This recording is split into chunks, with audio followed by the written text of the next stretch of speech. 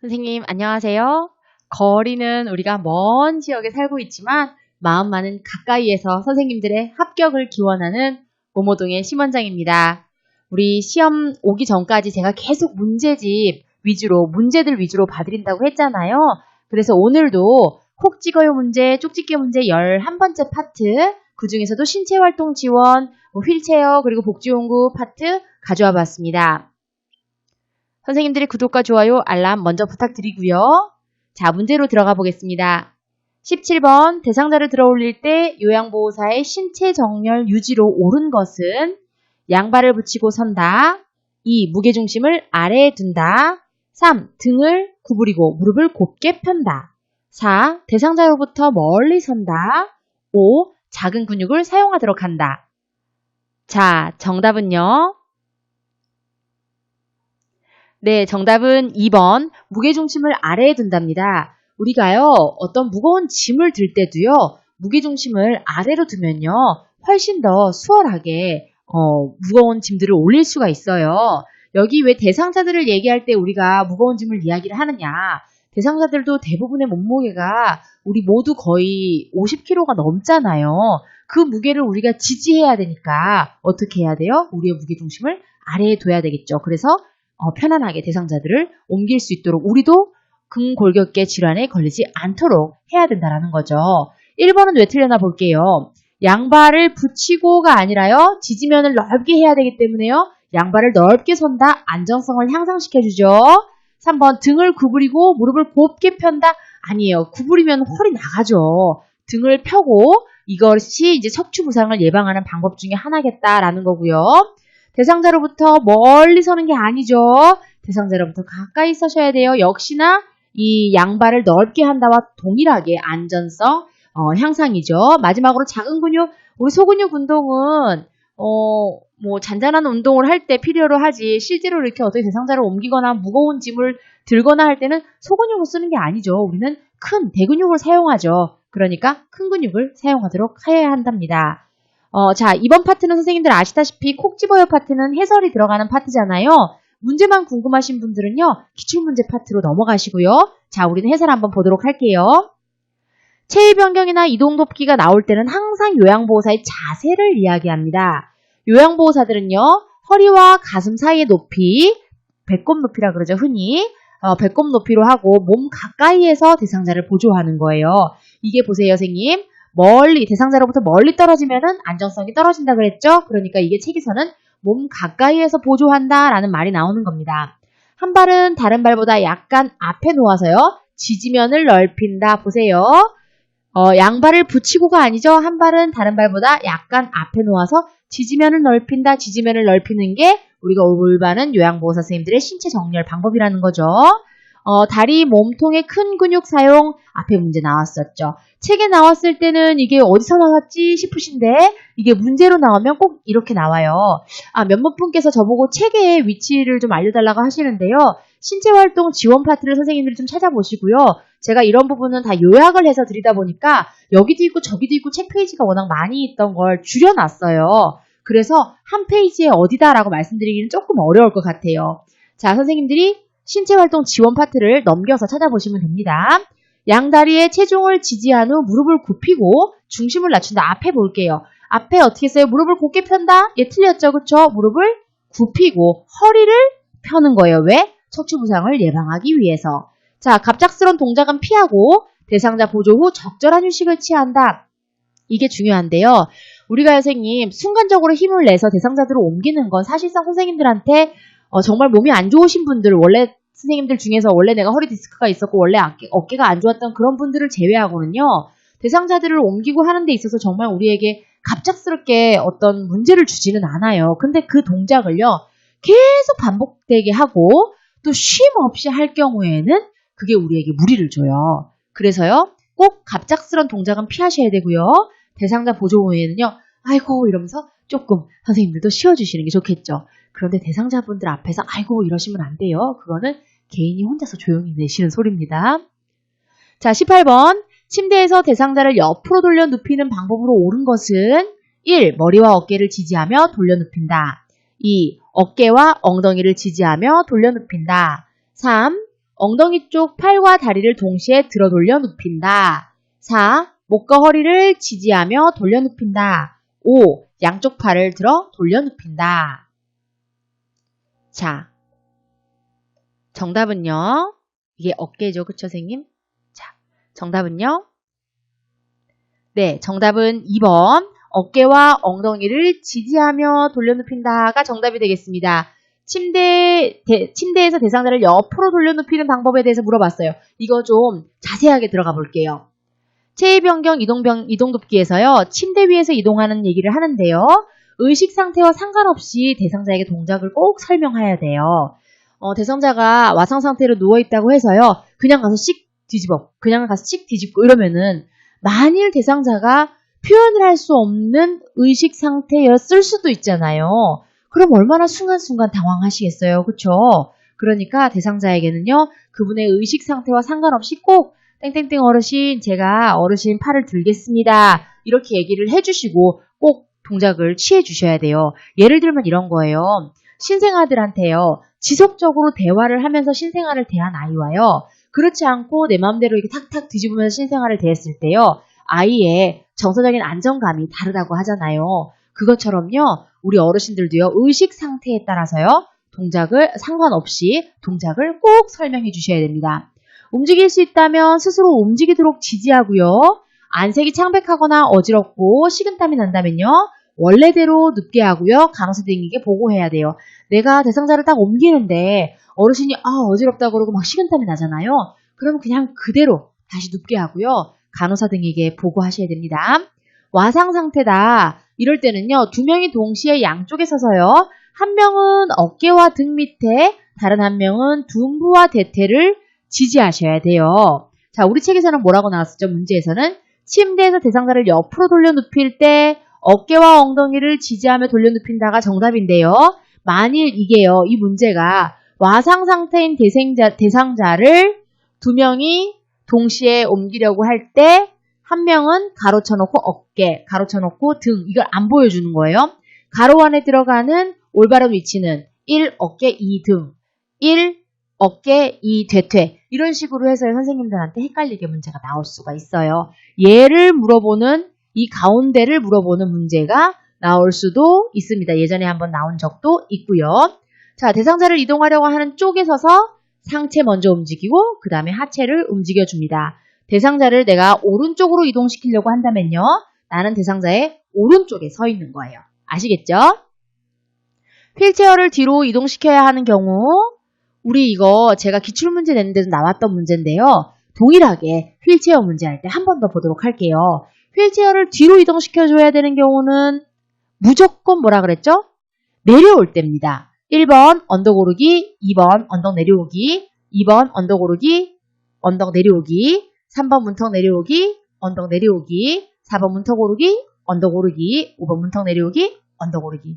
자, 그러면은 무조건 내려올 때니까 정답은요? 네, 맞아요, 선생님. 제가 질문을 읽으면서 답도 얘기한 격이죠. 무조건 내려오기니까 문턱 내려오기, 언덕 내려오기가 정답이 되겠어요. 휠체어를 뒤로 이동시켜야 되는 경우가 이 경우입니다. 왜라고 했죠, 선생님? 왜 우리가 뒤로 내려올 때 휠체어를 뒤로 이동시켜야 된다고 했죠? 어딘가를 내려올 때 왜 휠체어를 뒤로 이동시킨다고 했죠? 그렇죠. 대상자가 앞으로 고꾸라질 수 있기 때문에 그래요. 자, 20번 넘어가 볼게요. 왼쪽 다리가 약한 대상자의 보행기 사용법으로 옳은 순서는 1. 보행기, 왼쪽 다리, 오른쪽 다리, 보행기, 오른쪽 다리, 왼쪽 다리와 보행기 함께 오른쪽 다리, 오른쪽 다리와 보행기 함께 왼쪽 다리, 보행기, 오른쪽 다리.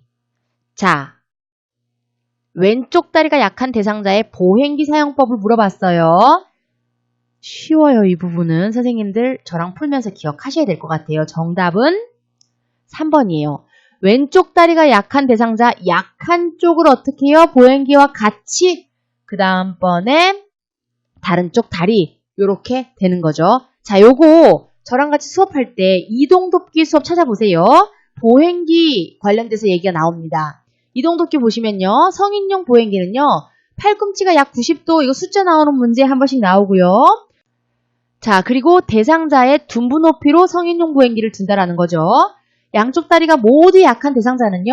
보행기 먼저 가고 그 다음에 한 발 가고 다른 발 가고 어차피 두 발 다 안 좋으시니까 어느 쪽 다리가 먼저다라는 얘기는 없어요. 보행기 1, 그 다음에 한 발, 다른 발 이런 형식인데요. 만일 한쪽 다리만 약하다면은 보행기랑 약한 다리가 먼저 갑니다. 그 다음에 강한 다리 순으로 이동하는 거예요. 자, 그럼 문제를 아까 다시 한번 봐볼게요. 왼쪽 다리가 약한 대상자는 어떻게 해요? 자, 여기서 뭐라 그랬어요? 보행기와 약한 다리가 함께 간다 그랬어요. 다시 볼게요. 약한 다리가 어디예요? 왼쪽 다리예요. 아, 그래서 왼쪽 다리랑 보행기가 같이 가는구나. 왜? 약한 다리, 보행기와 마비된 다리가 동시에 약한 다리가 먼저 가고 건강한 쪽 다리가 나중에 가는구나. 한쪽 다리만 약한 경우는 보행기와 약한 다리가 함께, 그 다음 건강한 다리 순으로 이동한다는 거 기억하시고요. 보행 시에는 항상 미끄럼 방지, 신발, 양말 착용하고 너무 멀리 보행기를 두면 미끄러질 수 있기 때문에 조심하셔야 돼요. 자, 이거 그림으로 한 번 더 기억하실 수 있게 보도록 할게요. 자, 보세요. 양쪽 다리가 모두 약한 대상자는 어때요?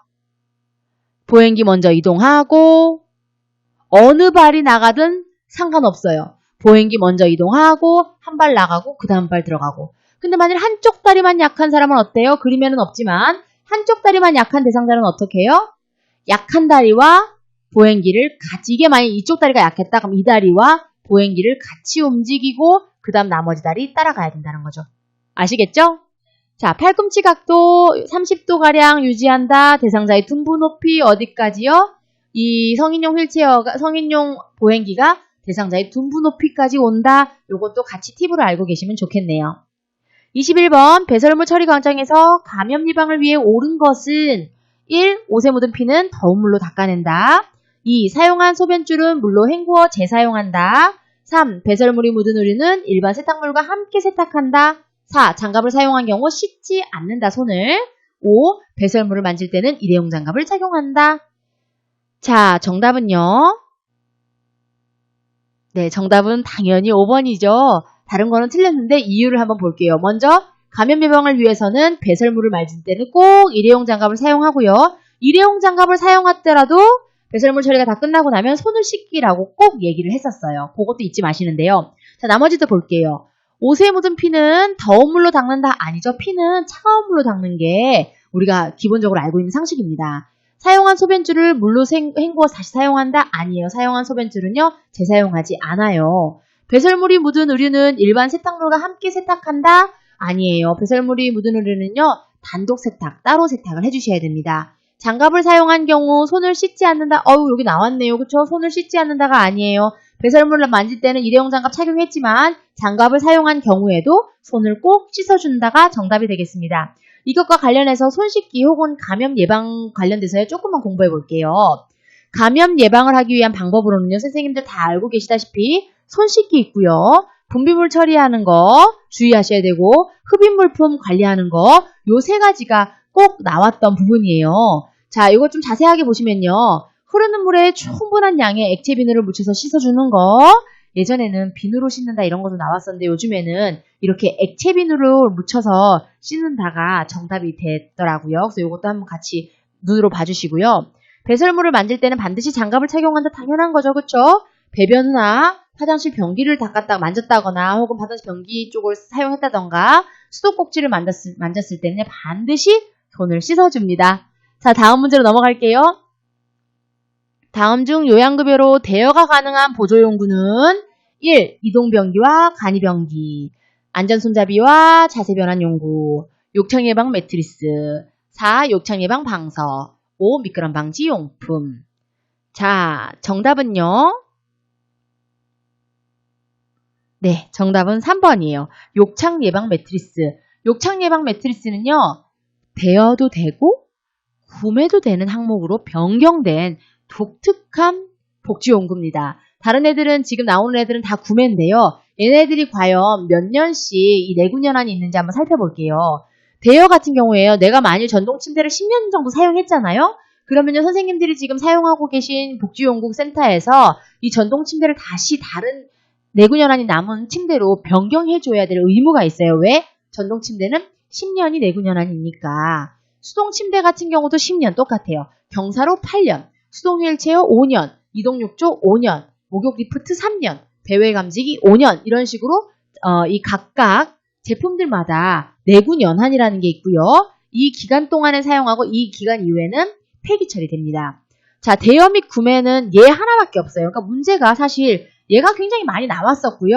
얘가 제일 특이하니까 나올 법 하겠죠. 욕창 예방 매트리스는요, 구매도 가능하고 대여도 가능해요. 대여를 하신다면 내가 3년 이후에 다시 새 상품으로 혹은 내군 연한이 남은 상품으로 바꾸실 수 있게 되는데요. 예를 들어서 어르신이 욕창 예방 매트리스가 필요한데 한 몇 달 안 쓰실 것 같아. 그러면은 굳이 구매를 안 하고 대여를 하시면 되고요. 나는 아무래도 우리 부모님이 혹은 우리 할머니 할아버지가 오랫동안 쓰실 것 같다 이러시면 구매를 하시면 되겠죠. 대여를 하시지 마시고요.